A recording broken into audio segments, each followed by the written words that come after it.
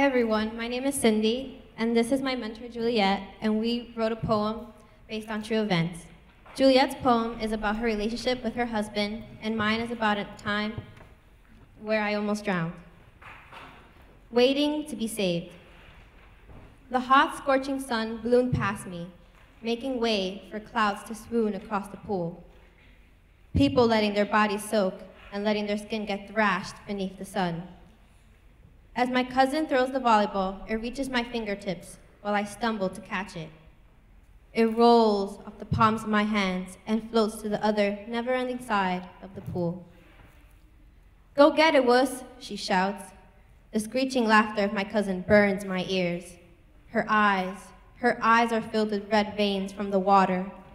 She takes my hands, and as she swims, she brings my fragile soul along with her.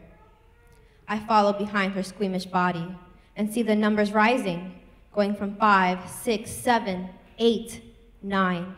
9 feet is all it took. She lets go and races back to the other side, leaving me and the ball stranded. I'm not able to have a full grasp on it. While I try to grab it, it hurries along to the other side, bouncing its way off with a curve. I try to reach for the edges of the pool, but they are miles away. My heart is going through my chest, and my eyes begin to flicker rapidly as I try to seek a way out. My feet are lunging against the water, trying to protect me, but fail. I hear my cousin snicker. Her naive self does not understand what is happening. All sounds begin to dispense. My head fights with water.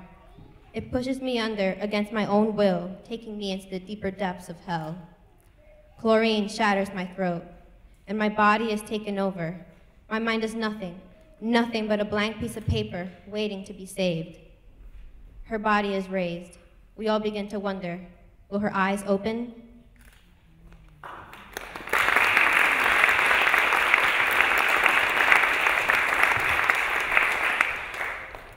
"69 Sylvan Road, our new home.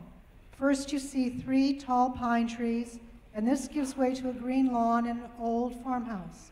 Not extremely old, it dates back to the 1920s, brown shingled with a red front door.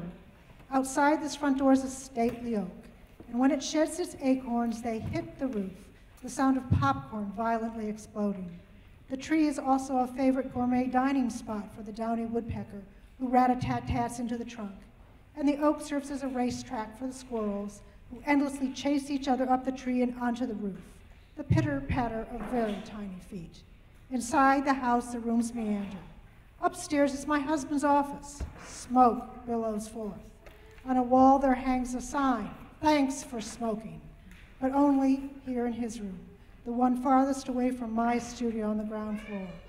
In my studio, there's a window of 77 panes of glass, which looks out onto a thriving honeysuckle, which smells of sweet honey. The studio walls are a dingy off-white. The floors are fir, a soft wood, worn by years of minimal upkeep. Minimal upkeep seems to apply to much of the house, which has been sorely neglected. My mother says it's a house that will shine back at you once there is work done. It has good bones. But where I see the need for repairs, my husband sees only money being sucked away from him. Improvements aren't made. The house and marriage in ruins. I'm glad to be gone.